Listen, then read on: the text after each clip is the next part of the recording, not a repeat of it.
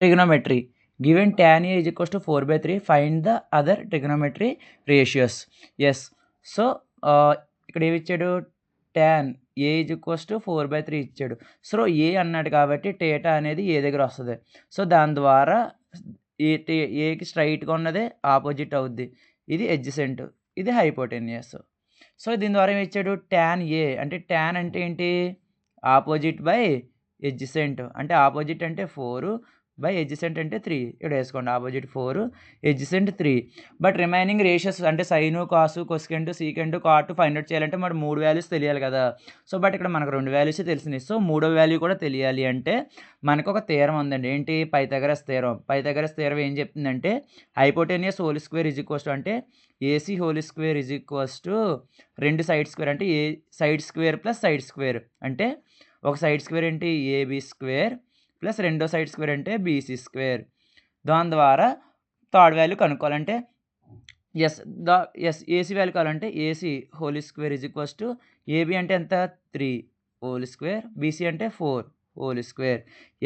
AC whole square is equals to 3 square అంటే 9 plus 4 square అంటే 16. AC square is equals to 9 plus 16 అంటే 25. మనకి ఏ value కావాలి, AC కావాలి కాబట్టి ఏసీ ఈజ్ ఈక్వల్స్ టు √25. √25 రాసుకోవచ్చు, మనం 5గా రాసుకోవచ్చు. ఏసీ వాల్యూ కూడా వస్తుంది. సో దీని ద్వారా మనకి రిమైనింగ్ కూడా కనుక్కోవచ్చు కదా. అంటే సైన్ ఏమవుద్దండి, opposite by hypotenuse. So opposite అంటే 4, హైపోటెన్యూస్ అంటే 5. సేమ్ అలాగే cos A. So cos A అంటే ఏంటి, adjacent side by hypotenuse. So adjacent అంటే ఎంత 3, హైపోటెన్యూస్ అంటే 5. ఈ రెండు కనుక్కుంటే చాలు, రిమైనింగ్ మీరు ఆటోమేటిక్గా అవసరం లేదు ఇంకా. ఎందుకంటే కొసెకెంట్ సైన్కి ఆపోజిట్ కొసెకెంట్ కదా. సో ఆపోజిట్ ఏంటి, సో 4/5 వచ్చింది కాబట్టి ఆపోజిట్ అంటే 5/4. నెక్స్ట్ కాస్కి సీకెంట్ 3/5 అంటే 5/3 అవుద్ది. Next cot A is equals to మనకు ఆల్రెడీ తెలుసు tan ఏ ఎంత 4/3. సో దానికి ఆపోజిట్ 3/4 అంతే.